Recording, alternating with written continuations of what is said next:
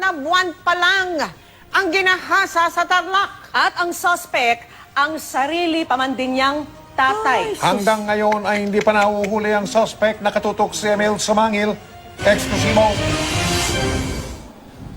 Mula sa isang bayan sa Tarlac, lumawas rito sa Maynila ang 28 anyos na inang itatago namin sa pangalang Hilda. Kasama ang 4 na buwang gulang niyang sanggol, napapangalanan naman naming si Liza. Umalis si Hilda ng kanilang probinsya at pansamantalang tumuloy muna sa isang shelter na pinatatakbo ng mga madre.